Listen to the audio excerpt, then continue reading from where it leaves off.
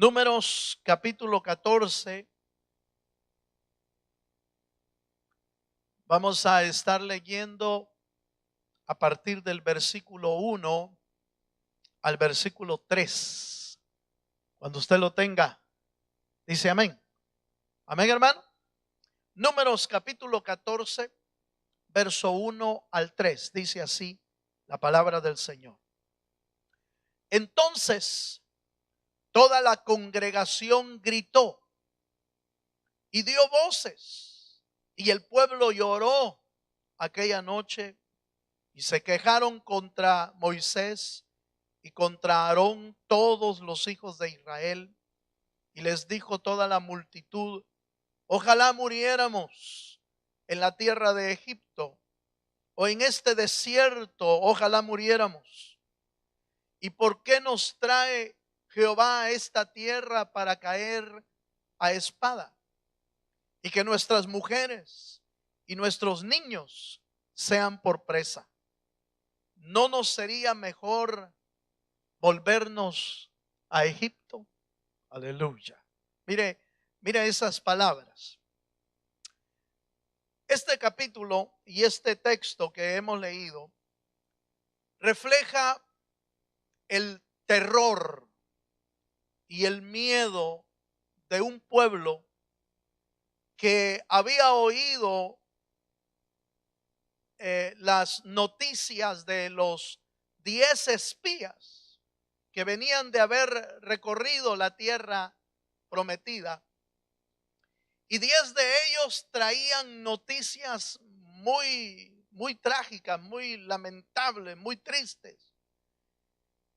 2, por supuesto, habían visto lo mismo, pero traían noticias de parte de Dios, palabra de parte de Dios. Como ustedes recuerdan, Josué y Caleb dijeron: si Jehová está con nosotros, si Jehová se agradare de nosotros, nosotros comeremos como pan a nuestros enemigos.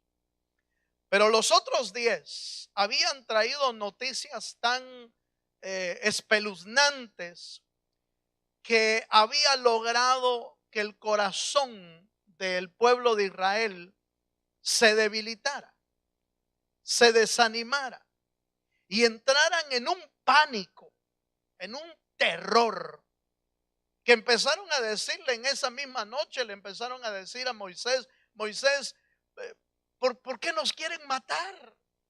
¿Por qué nos van a matar? ¿Por qué Dios nos entrega a nuestros enemigos? ¿Por qué nuestros hijos van a ser como presas y nuestras mujeres van a morir? Y bueno, era algo tremendo.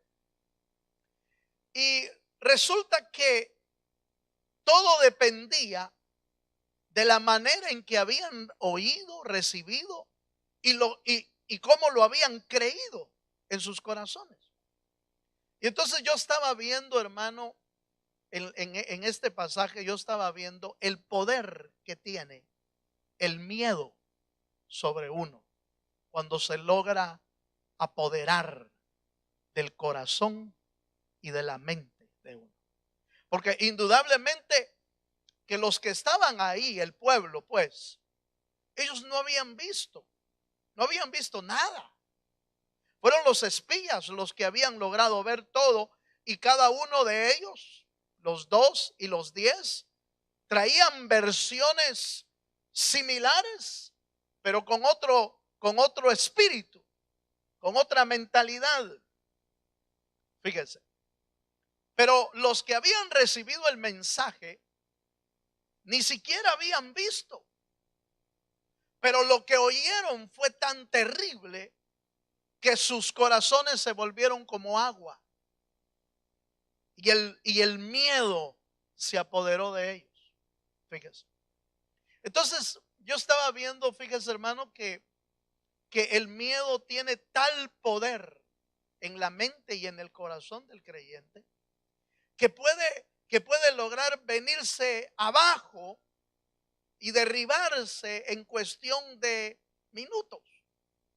Como por ejemplo, cuando de repente los médicos le dicen: mire, fíjese que le vamos a tener que hacer más exámenes.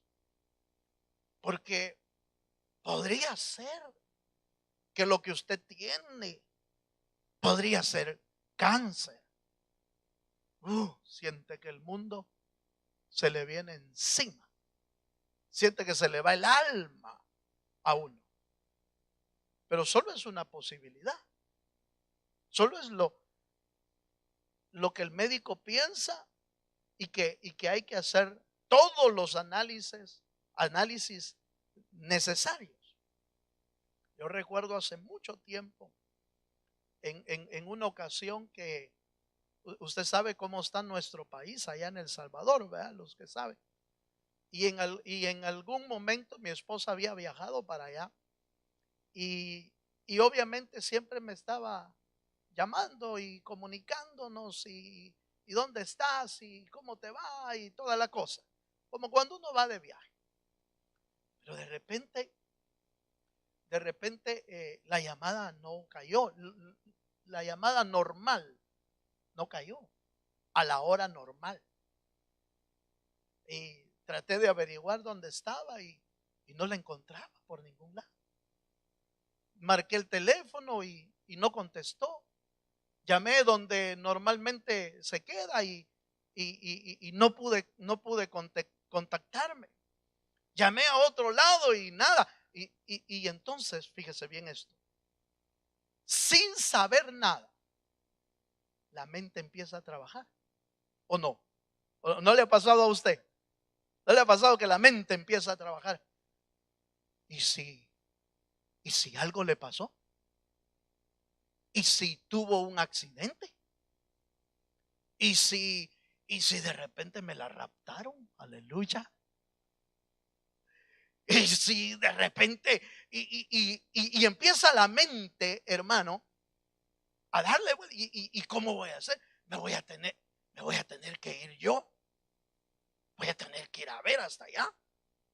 ¿Y con quién dejo a los chiquitos? Pues estaban más chiquitos. Y entonces la mente empieza a volar hasta que de repente dije yo, momento, ¿no será que yo estoy pensando más de la cuenta? Nada más.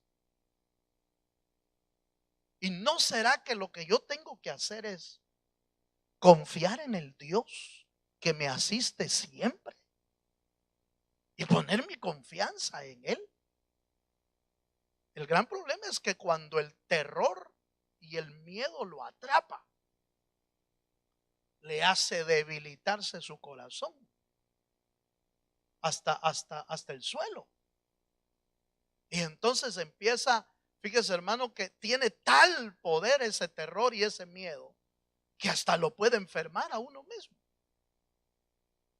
Entonces yo estaba pensando, con razón el pueblo de Dios se vino abajo porque el terror y el miedo se apoderó del corazón del pueblo de Israel. No sería muy extraño que con las noticias que estamos oyendo y de repente las leyes que salen y la que salió como ayer, ¿va? Aleluya. No sería extraño que el corazón de alguien sea, hermano, se convierta como en agua y el enemigo use eso mismo como para derribarlo. Y entonces lo que tenemos que hacer es ¿cómo lidiamos con ese miedo? No le quise poner al tema el temor porque usted sabe que está el temor reverente a Dios, ¿verdad? Por eso le puse mejor el miedo. El miedo es miedo. El miedo lleva al terror y el terror lleva al pánico. Y cuando uno está en pánico, hermano, mire, se, se empieza a distorsionar, hasta la mente se nubla. No sabe ni qué hacer porque se oscurecen los pensamientos del pánico. Se oscurecen los pensamientos por el terror. Entonces yo quiero que veamos esta noche, no tanto sobre el miedo, sino qué hacer con el miedo. Cómo lidiar con ese terror que se puede apoderar del corazón de uno. Y a veces uno mismo es el que le dio riendas sueltas a ese miedo sin que nada esté pasando.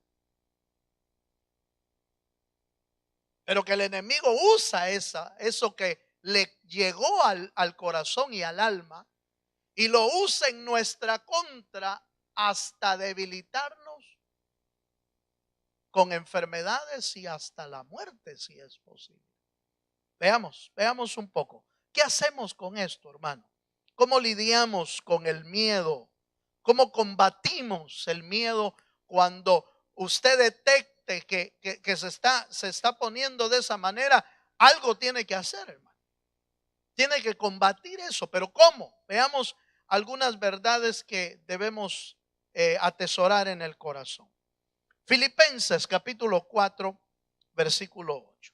Primero, para combatir el miedo en nuestra vida, tenemos que meditar. Oiga esto, tenemos que meditar en la palabra de Dios. Eso es lo primero. Filipenses capítulo 4, versículo 8. Mire lo que nos dice el apóstol Pablo ahí. ¿Lo tiene, hermano? Dice: por lo demás, hermano, todo lo que es, ¿qué dice? Verdadero, todo lo honesto, todo lo justo, todo lo puro, todo lo amable, todo lo que es de buen nombre. Y si hay virtud alguna, si algo digno de alabanza, ¿en esto qué dice? ¿En esto qué? Pero el gran problema de nosotros es que no pensamos en eso. El gran problema de nosotros es que pensamos en lo otro, en lo negativo, en lo trágico, en lo inesperado, en lo cruel, en lo que nos vamos más allá. Y en lugar de pensar, por ejemplo, fíjese, hermano, que usted y yo, cuando estamos pasando por esas etapas o pasamos por una etapa de esas, deberíamos de pensar en lo que la palabra de Dios nos promete, por ejemplo, en sus promesas. Deberíamos de pensar en su palabra. Deberíamos de pensar en que Él es nuestra ayuda y nuestro refugio. Deberíamos de pensar en que Dios ha prometido que nos va a guardar y que nos va a proteger. Deberíamos de pensar en Él. Deberíamos de llevar nuestros pensamientos, oiga esto, nuestros pensamientos cautivos a la obediencia ¿de quién? De Cristo Jesús. Eso es lo que tenemos que hacer en primer lugar. Porque si dejamos que nuestra mente trace todo lo que nos... Y si me pasa esto, y si viniera esto, y si es esta enfermedad, esa palabra y si se vuelve tan común en nuestra vida que le ponemos lo más trágico, pero nuestra mente y por supuesto, soplado por el diablo. Como que nuestra mente se incendia de pensamientos negativos o de pensamientos trágicos, y por supuesto al otro lado, ¿sabe quién está soplando los carbones? Aleluya. El diablo.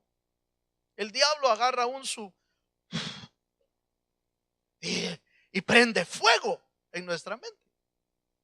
Cuando lo que la escritura nos dice es que pensemos en lo verdadero, que pensemos, por ejemplo, en la verdad del Señor, que pensemos en lo justo, en lo puro, en lo amable, en lo buen nombre, en la virtud, en la alabanza. En esto pensad.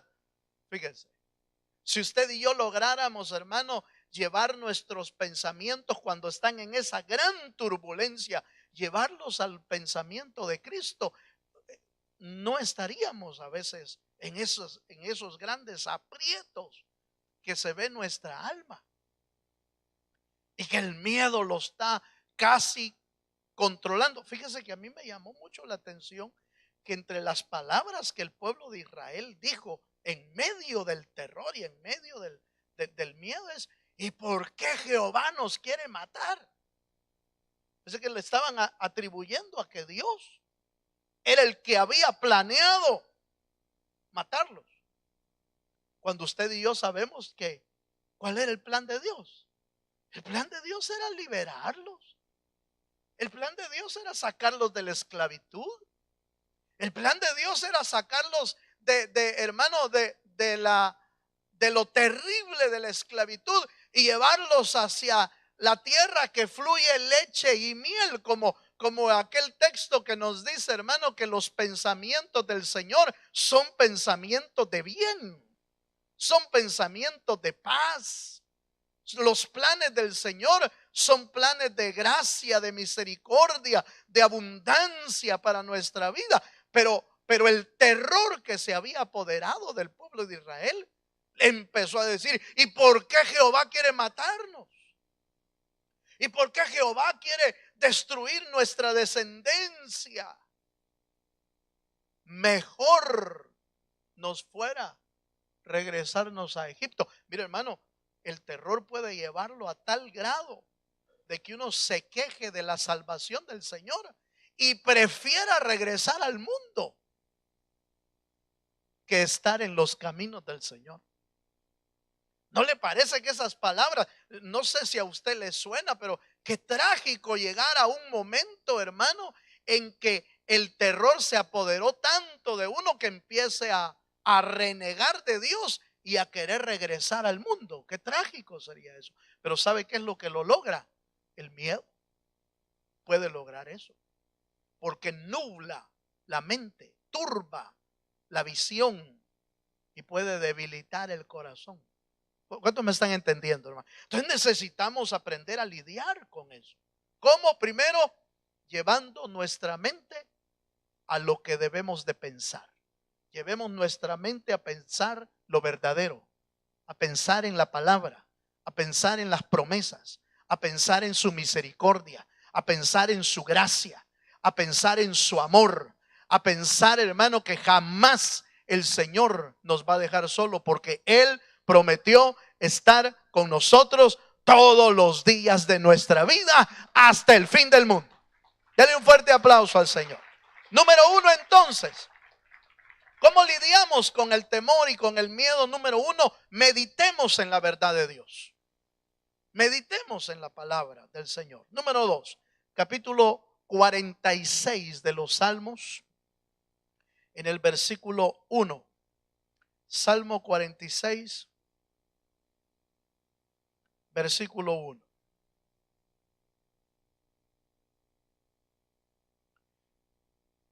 Un segundo elemento, una segunda verdad que debemos de tener bien claro, es que es de la presencia de Dios que viene nuestro auxilio. Fíjense, es de la presencia de Dios que viene nuestro auxilio. Verso 1 dice: Dios es, ¿cuántos pueden decir Dios es nuestro amparo y fortaleza? Oiga eso, nuestro pronto auxilio, ¿dónde? En nuestras tribulaciones. Dios es nuestro pronto amparo. Fíjese, hermano, que el segundo elemento que usted y yo necesitamos entender es que en la presencia de Dios es que uno encuentra refugio. Y no en otra cosa. En nada más de aquí de la tierra puede encontrar uno un refugio seguro. Los seres humanos, para cuestiones físicas, construyen inclusive refugios. Hay refugios para cuando hay huracanes, refugio para cuando hay tornados. Hay refugios, están abajo de la tierra. El ser humano logra construir refugios para salvaguardar la vida física. Pero ¿qué salvaguarda la vida de su alma, la vida espiritual? ¿Qué lo puede salvaguardar? ¿Qué refugio debajo de la tierra lo va a guardar del desánimo? ¿Qué refugio va a poderlo guardar del miedo? Porque si se mete en un refugio, y está oscuro, más miedo le va a dar. Aleluya. Si es el miedo el que lo está afectando, si es el terror el que lo está afectando. El alma del ser humano solo puede encontrar refugio en la presencia de Dios. Por eso, qué error más trágico, hermano, que cuando más necesitamos del Señor nos alejamos de Dios a veces. Qué error más trágico. Cuando nuestro refugio está en Dios, cuando nuestra ayuda está en la presencia del Señor. Con razón David anhelaba tanto estar en la presencia de Dios. Con razón David decía: Señor, yo he demandado una cosa y yo voy a buscar eso, que yo esté en tu casa todos los días de mi vida. Porque cuando, hermano, es que no necesitamos del refugio de Dios? Lo necesitamos todos los días. Por eso David decía: yo quiero estar en la casa del Señor todos los días, porque Él es mi refugio, porque Él es mi auxilio, Él es mi amparo. ¿Qué voy a hacer yo fuera de la presencia de Dios? El diablo nos comería vivos, hermano, si nos alejamos del Señor. Pero si estamos en su presencia, entonces nadie se atreve. Y si se atreve, se las va a tener que ver con el Señor. Por eso usted ve que cuando el pueblo de Israel salió de Egipto y los egipcios venían atrás con armas fuertes, porque los israelitas solo no sabían usar, pero ni la espada en ese tiempo. Cuando salieron, lo único que sabían usar era el azadón, la piocha, la pala, los pies para hacer la mezcla del barro con la paja y después hacer los adobes, los ladrillos. Eso era lo que sabía hacer. ¿Cómo se iba a defender del poderoso ejército de los egipcios? ¿Cómo? Pero como no tenían quien, ni ellos mismos podían velar por sí mismos, entonces el Señor se plantó. Fíjese, como una columna de fuego se plantó en medio de Israel, entre Israel y los egipcios, y no los dejaba pasar. Se plantó la columna. Y los egipcios, por más poderoso que haya sido su ejército y en ese tiempo las armas más sofisticadas que existían, no pudieron atravesar la muralla, hermano, el muro de fuego que el Señor levantó entre Egipto e Israel. Por supuesto que ardían de rabia los egipcios por querer pasar, pero no podían pasar porque Jehová estaba en medio de los dos pueblos. Cuando Dios se pone en medio de tus enemigos, entre tus enemigos y tú, ¿quién te puede tocar ahí, hermano? Cuando Dios se levanta como una columna de fuego en medio, para ponerse en medio de nuestros enemigos, aunque el diablo le crujan los dientes, pero no va a poder tocarnos. Porque Jehová es Dios y es poderoso para guardarnos. Dele un fuerte aplauso al Señor, hermano. Entonces, ¿dónde, hermano, desaparece el miedo? ¿Dónde se aísla el miedo de nuestra vida? Cuando entendemos que la presencia de Dios es necesaria en nuestra vida. Sin la presencia de Dios no vamos a hacer nada. Pero si nos alejamos de Dios, el terror se va a apoderar de nosotros. Por eso no debemos permitir, hermano, no le debemos permitir. Y yo pienso que es muy importante, sobre todo por todos los acontecimientos que están pasando, es muy importante que no le demos cabida al miedo en nuestro corazón. No le demos cabida. Porque si le damos cabida, poco a poco se va a apoderar de usted, de su mente, de su corazón. Se va a hacer como agua su corazón. Eso fue lo que le pasó al pueblo de Israel. El pueblo de Israel hasta sus rodillas pegaban la una con la otra. Del miedo, del terror. Se olvidaron que su refugio era el Dios de Israel, que los había sacado de Egipto. Se olvidaron de eso. Entonces no se le olvide de dónde lo sacó Dios. Y no se le olvide que su única salida del terror o del miedo es estar en la presencia del Señor. Dele un fuerte aplauso al Señor. Número 3. Número 3. ¿Qué más debemos hacer para lidiar con el miedo? Daniel capítulo 4. Daniel capítulo 4, verso 34 y 35. Otro elemento que debemos entender es acerca de la soberanía de Dios. Dios es soberano. En otras palabras, Dios tiene control de todas las cosas. 4:34, ¿lo tiene, hermano?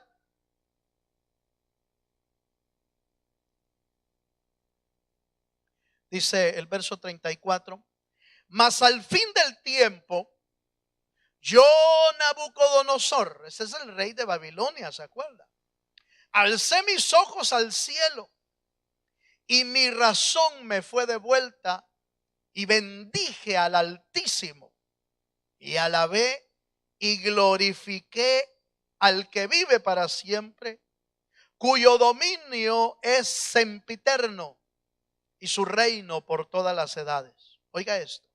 Todos los habitantes de la tierra son considerados como nada, y él hace según su voluntad en el ejército del cielo y en los habitantes de la tierra, y no hay quien detenga su mano y le diga: ¿qué haces? ¿Habrá alguien que le pueda decir a Dios: ¿qué haces? No hay, ni en el cielo ni en la tierra hay nadie que le pueda decir a Dios: ¿qué estás haciendo, Señor?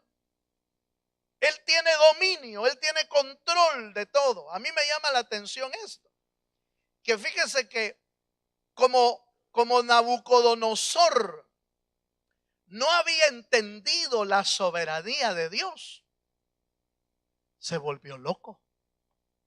Véalo desde este ángulo. Por favor, véalo desde este ángulo. ¿Sabe por qué se le dispararon los térmicos a Nabucodonosor?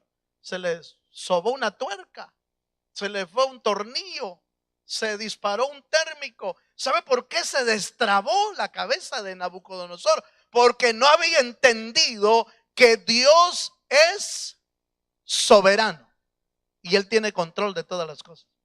¿Sabe cuándo le volvió la razón a Nabucodonosor? Cuando entendió eso. Cuando entendió que ni en el cielo ni en la tierra hay nadie que puede detener la voluntad de Dios. La voluntad de Dios es perfecta. ¿Cuántos dicen amén?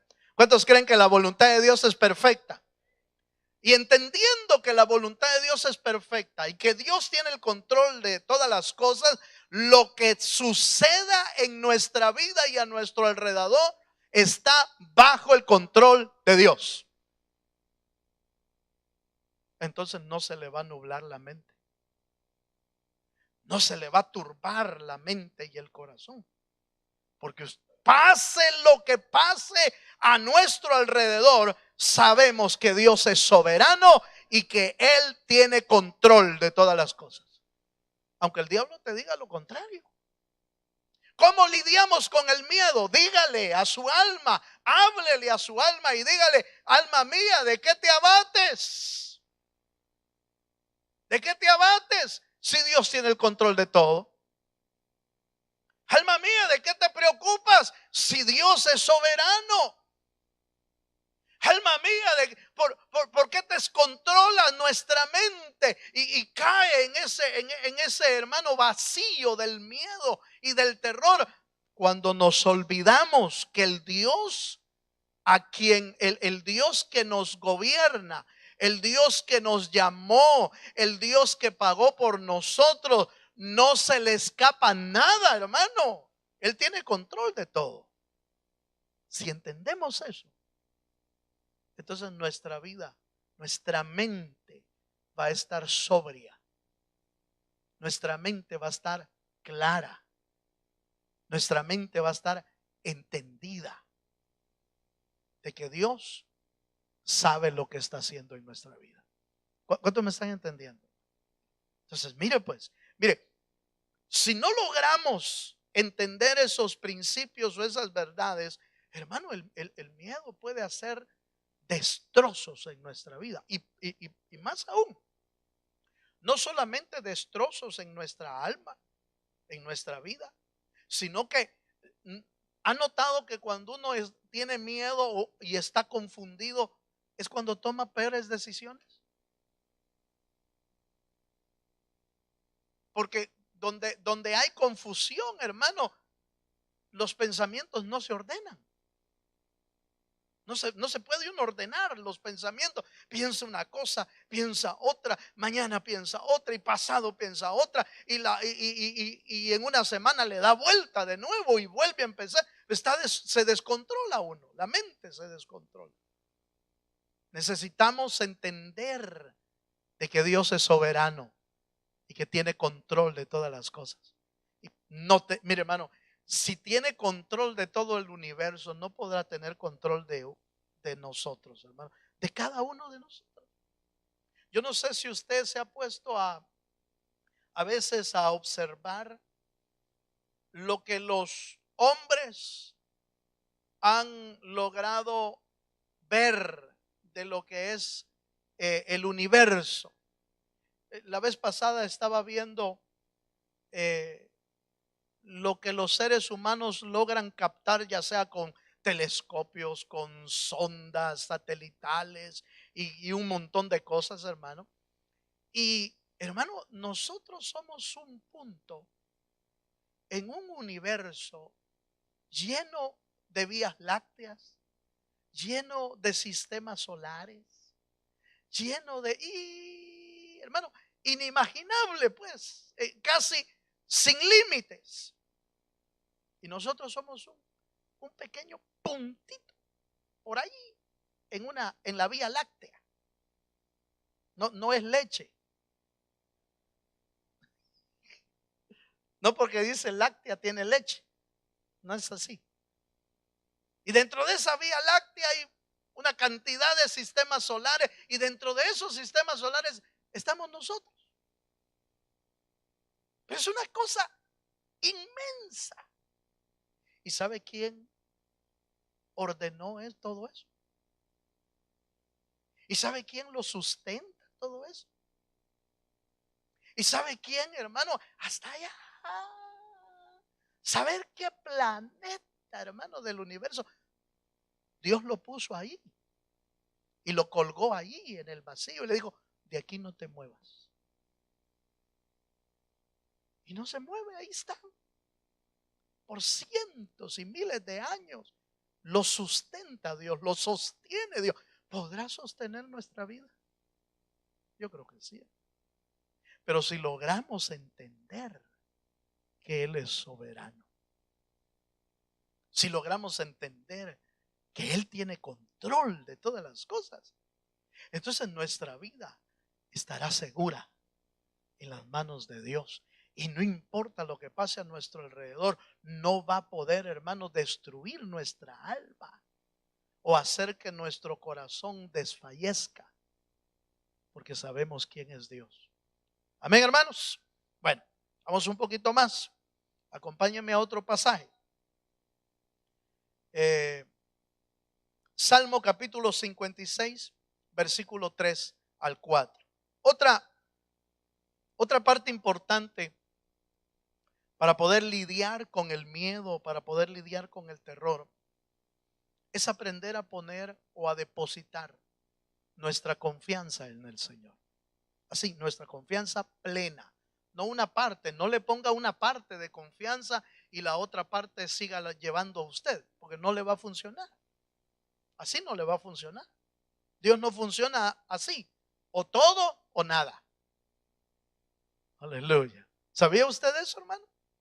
Porque Dios no te está pidiendo un pedazo tuyo o una parte tuya. No, es que Él compró toda nuestra vida, toda.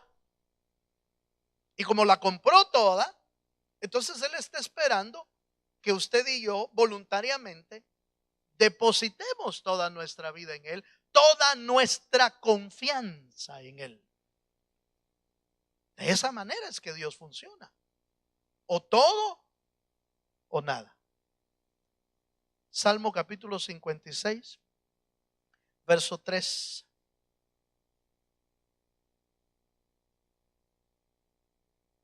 Ahí estamos, hermano. Verso 3 y 4 dice: en el día que temo, en el día que tengo miedo, ¿sí?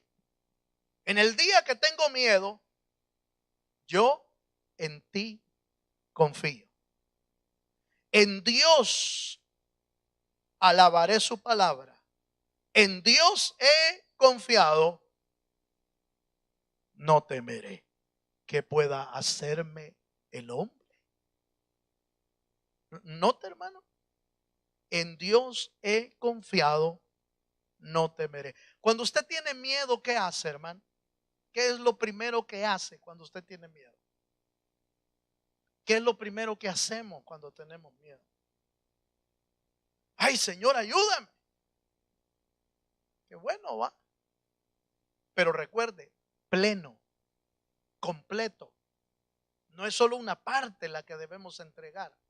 Eso, Señor, mi confianza, mi seguridad está en ti, Señor. Yo en ti confío. Cuando yo tengo miedo, te busco, Señor, a ti. A ti busco. ¿Y a quién más, pues, hermano? Ahí sí que de plano no podemos. Y ahora, ¿quién podrá? Así era, ¿va? Y ahora, ¿quién podrá ayudarme? El creyente que quiere vivir, hermano, sin que el miedo lo controle. El creyente que quiere vivir sin que el miedo lo gobierne o lo mueva para un lado o para otro. El creyente que quiere vivir, hermano, seguro, necesita confiar en Dios. Necesita poner su confianza en el Señor. Por eso valga la redundancia en algunas cosas, hermano. Cuando la prueba viene es cuando sale realmente si eres de los que confían en el Señor o de los que vuelven para atrás. Ahí es donde se prueba si vamos a depositar nuestra confianza en el Señor o no. En las pruebas que se prueba el verdadero cristiano, el creyente. Ahí es donde se pesa. Ahí se acuerda que a uno de los reyes, aquí Belsasar me parece, que había robado los utensilios del templo y todo eso, y dice que se puso a hacer fiesta. Y estando en la fiesta, mandó a traer los vasos del templo, las vasijas del templo, y empezó a beber en los vasos que usaban en el templo de Israel. Cuando en lo mejor de la fiesta estaban, cuando de repente apareció una mano, dice la Biblia. Apareció una mano y empezó a escribir en el aire. Empezó a escribir y puso Mene, Tekel, Uparsin, que quiere decir: has sido pesado y fuiste hallado falto. Eso es lo que quería decir. Se fue de espalda, no por lo que decía, porque de todos modos el rey Belsasar ni sabía lo que decía, no lo entendió. Pero solo con ver la mano se espantó, porque imagínense que le aparece una mano a uno escribiendo en el aire ahí, hermano. Se fue de espaldas, se espantó y tuvo que mandar a llamar a alguien que descifrara qué decía ahí, porque no entendía. Mandaron a llamar a Daniel. ¿Y esto qué? ¿Qué quiere decir? Pesado has sido y fuiste hallado falto. Hermano, en la prueba es que le pesan a uno si es cristiano o no. En la prueba es que pesan si su corazón va a ser de fiar o no. En la prueba es que pesan si realmente es hijo de Dios fiel. Porque recuerde que Dios anda buscando hijos de Dios fieles. Así es, hermano. O su Biblia dice diferente. Mi Biblia dice que Dios anda buscando gente fiel. Mi Biblia dice que la Biblia anda buscando gente íntegra. Mi Biblia dice, hermano, que el Señor anda buscando gente justa. Entonces, pero ¿dónde prueban? Si somos justos, si somos íntegros, si somos fieles, ¿dónde prueban eso? En la prueba, valga la redundancia. En la prueba. Ahí se ve. Y entonces, en el día que yo temo, yo corro a la presencia de Dios. Eso es lo que está diciendo el escritor de los Salmos. Yo en Él confío. En otras palabras, si no queremos que el miedo se apodere de nosotros, tenemos que aprender a confiar en el Señor. Porque el miedo y el terror hace estragos en el alma del creyente y lo hace tomar decisiones equivocadas. Amén, hermanos. Y un último elemento para terminar. Veamos uno más, Romanos capítulo 8, versículo 28, un texto de los preferidos para mucho creyente. El problema es que muy pocos lo cumplen. Aleluya. Romanos capítulo 8, versículo 28. En el sentido de que eso es un texto favorito porque por lo precioso de lo que la palabra del Señor menciona. Verso 28 dice, y sabemos, ¿cuántos dicen amén? Y sabemos que a los que aman a Dios, todas las cosas les ayudan a bien. Esto es, a los que conforme a su propósito son llamados. Aquí hay otra verdad importante. Los creyentes que no quieren vivir sumergidos en miedos o en terrores o en incertidumbre de lo que puedan pasar en su vida, necesitamos creer que en el plan de Dios, oiga esto, en el plan de Dios para nuestra vida, todas las cosas ayudan para bien, ¿cierto? Todas las cosas ayudan para bien. Pero note que hay dos frases ahí importantísimas. Los que aman a Dios. Hello. Los que aman a Dios. Para los que aman a Dios, todo lo que te suceda va a servir para tu bien, hermano. Porque estás en el plan de Dios. Si amas a Dios con todo el corazón, mire, hermano, lo que suceda, lo que usted y yo consideremos, ay, qué bendición la que vino, qué gloria la que vino, como el Señor me está bendiciendo, pero de repente aparece ya no un monte, sino que aparece un valle. Y en esos valles uno siente los valles de sombra y de muerte, los valles de aflicción, los valles de angustia. Pero ¿y acaso como Job solo en el bien le hemos de dar honra al Señor y en el mal no? Job había entendido que todas las cosas, sean buenas o aparentemente malas para nuestra vida, tienen un propósito de Dios para nuestra vida. Y en el plan de Dios, lo que parece malo servirá para tu bien. Si amamos al Señor. ¿Cuántos me están entendiendo, hermano? Normalmente ese versículo dice, sí, hermano, todas las cosas ayudan para bien. Sí, pero ¿amas al Señor? Porque si amas al Señor, todo te va a servir para bien. Entonces necesitamos entender que Dios es soberano. Dijimos, voy a hacer un pequeño recuento para cerrar. Para combatir el miedo necesitamos pensar en las verdades de Dios. ir a la presencia de Dios, que es donde está nuestro refugio, entender que Dios es soberano y que Él hace como Él quiere.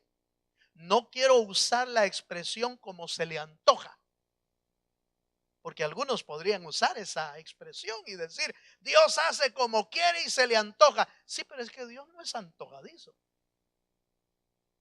Yo no creo que Dios sea antojadizo. Yo no creo que Dios sea de aquel, ay, se me antoja meter a este en prueba. No, momento. Dios no hace eso. Dios no hace eso. Dios no es antojadizo. Si Dios hace algo en tu vida que no te cuadra, que no te parece, que parece una prueba de aflicción más que una bendición, no te preocupes. Está bajo el control de Dios porque Él tiene un plan para tu vida. No se le antojó meterte en prueba. Él sabe que la prueba te va a ayudar. Él conoce que la prueba te va a ayudar. Por eso note, por favor, hay que meditar en la verdad de Dios, hay que estar en la presencia de Dios para ser confortados, hay que entender que Dios es soberano, hay que depositar nuestra confianza en Dios y para terminar, todo sirve para tu bien si amas al Señor. Amén, hermano. Si logramos entender estos elementos, que no son los únicos, por supuesto, hay muchas cosas que debemos entender en el Señor, pero no vamos a ser presa del miedo ni del terror si logramos entender cómo Dios quiere que nosotros vivamos. Amén, hermano. Póngase de pie.